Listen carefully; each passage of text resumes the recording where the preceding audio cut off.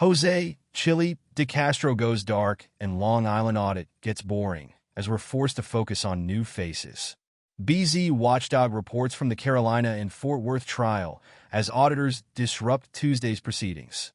Jeremiah Payne covers up his fundraising efforts as he's not in jail. Plus, Lane Myers gets high and strips in front of his friends as he celebrates his latest court loss. All that and more in this edition of Auditing Insanity.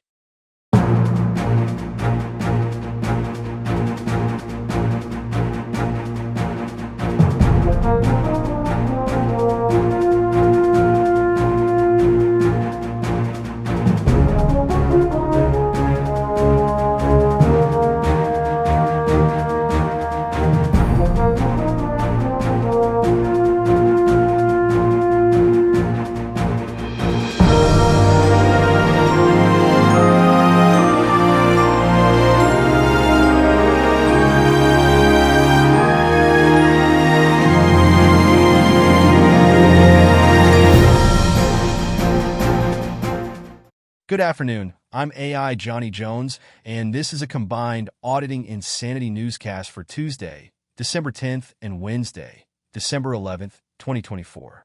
It's been a slow news week again, and a lot of focus is going to smaller auditors who happen to be active or getting attention while the bigger auditors go into social media comas until January. Jose, Chille, DeCastro's yearly December absence is noted as he goes dark every year during the last month of the year and into January.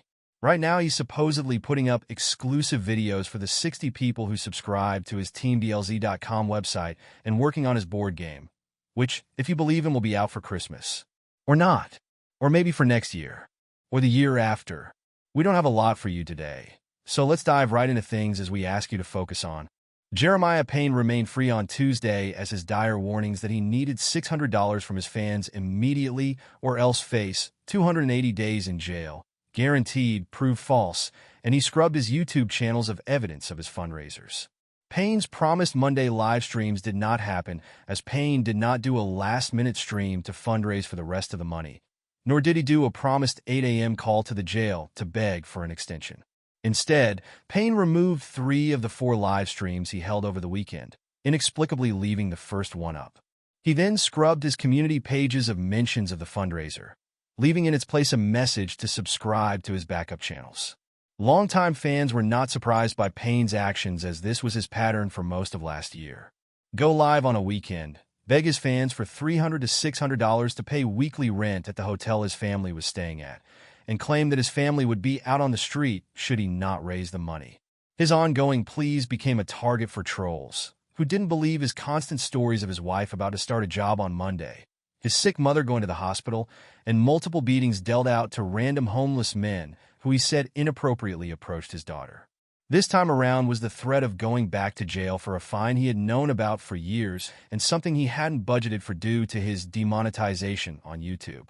It came as no surprise as Monday turned to Tuesday and Jeremiah was walking free with no updates, promised details of what exactly was going on, and just a pitch for his backup channels to serve as a quasi-ha-ha to his fans who donated money to his cause. Payne's plight did nothing for the GoFundMe market, which remained static for the most part over the weekend into the early week.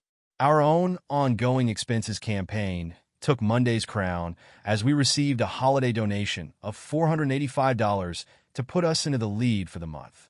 The market went back to sleep on Monday, with no new donations recorded across all of the campaigns we cover, including Payne's.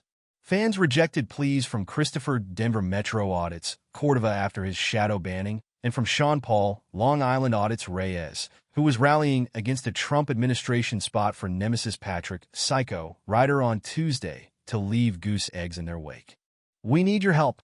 This newscast is funded by your donations along with what we make from our YouTube channel per month. While we did achieve full monetization on YouTube, we still need help to get through monthly expenses and keeping the lights on to bring you the paper and the newscast each day. If you can afford it, please consider donating to the GoFundMe run by this very channel. All donations literally go to keeping the lights on, eating, and writing news stories to feature here and on ReallyCoolSite.org. If you can't afford to contribute, please watch the advertisements on our videos and like, share, subscribe, and comment. You can help by doing next to nothing, and we thank you in advance for pitching in.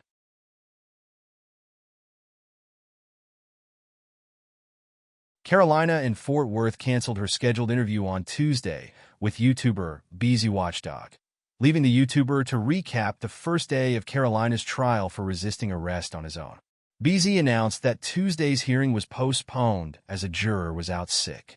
There were also problems with First Amendment auditors Joe Cool, Harvey Freebird, and Manuel Mata, as the three auditors were ejected from the courtroom for talking about the case and getting loud and aggressive in front of the jury.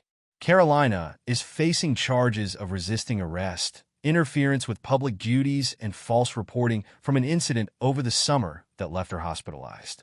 The incident started as Carolina entered a crime scene, thinking that it was simply police clearing a parking lot of illegally parked cars. Instead, it was the scene of a hit-and-run DUI incident where the suspect had fled. The YouTuber walked through the crime scene, and while she wasn't stopped from entering by an officer working the scene, she walked through the crime scene attempting to approach two female officers to ask how they knew which cars were parked illegally. A male officer approached her and told her that she had to leave. When she refused to leave, he went to put her into custody. A struggle ensued, and Carolina ended up face down on the concrete and unconscious and bleeding. Both camera angles seemed to indicate it was a combination of Carolina struggling and the officer attempting to regain control of her that sent her to the ground. There's no clear footage exonerating the officer or backing Carolina's story. Turning to his own issues, BZ asked his friends to help with the $300 he said he needed for body cam footage of his own arrest last month at a gated community in the Fort Worth, Texas area. He claimed that he attempted to get the footage through indigent status, which was denied, through discovery, which he hadn't heard back on, and now through a direct payment on his part. BZ marveled that for the $300 he'd get the body cams from the three officers involved in the arrest along with the footage from the back of the police vehicle he briefly sat in before being released. BZ took a shot at YouTuber Flat Derp at the end of the live stream, calling his content garbage and stating that Derp doesn't have a real channel as he only has 4,000 subscribers. BZ, who has 7,700 subscribers, continued to call Derp's channel garbage before his attention turned to other matters. The YouTuber returned to court Wednesday morning and accompanied Carolina up to the courtroom on another live stream. She sent him to get items from her car as he returned to the stream and claimed he was wearing a body camera as well to get exclusive information. He briefly encountered the officer involved in Carolina's arrest while his live stream was buffering and promised that footage for later in the day from his body cam.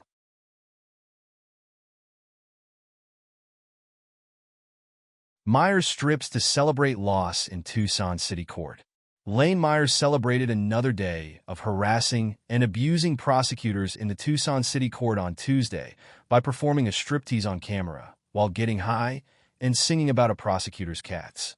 The celebration came as Myers turned a simple dismissal of two sets of charges for disorderly conduct language/gestures into an ordeal, as there was a debate over if the charges should be dropped with or without prejudice. Myers contended that the case should be dropped with prejudice, meaning that he could not be prosecuted again as he felt the charges had no merit. The prosecutor in the case asked for the case to be dismissed with prejudice as the state's main witness stopped cooperating with the prosecution after harassment on YouTube from Myers. The prosecution presented evidence that they tried to serve witness, Mackenzie O'Brien, 3 times in person in November and sent her physical mail that was not returned. Myers countered that the witness was at another court case in the same building last week and could have been served at that time. Myers continually interrupted and insulted the prosecutor during the event, speaking out of turn and screaming profanity at times. Judge Antonio Riojas Jr. eventually sided with the prosecution after Myers' extended display, dismissing the case without prejudice. The 717 fans assembled for the audio live stream of Myers' latest antics called it another amazing display of Myers' knowledge of the law worthy of the title constitutional law scholar. Those actually listening without prejudice, however, heard Myers ramble, interrupt, and scream, often incoherently, in front of a scandal-plagued judge on the lowest totem pole of Tucson's judicial system, who had previously been marred by scandals where he was accused of mistreating defendants. Myers has been given special treatment, due to his claims of Tourette's syndrome and has gained a following based on his outrageous behavior and extended YouTube attacks on critics and witnesses in his cases. He uses Arizona's laws permitting audio recording in the courtroom as long as the judge is notified in advance, to his advantage, as he live streams the audio recordings, profiting from a growing following due to his outrageous behavior. After his loss yesterday, Myers celebrated anyway, as he claimed that the prosecution would not retry him on any of the charges.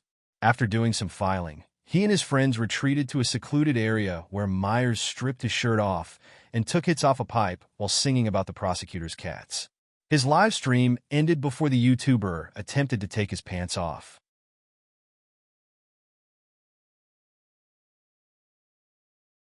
And we're back. It's a ho-ho-ho, and away we go as we don't have a lot to say today.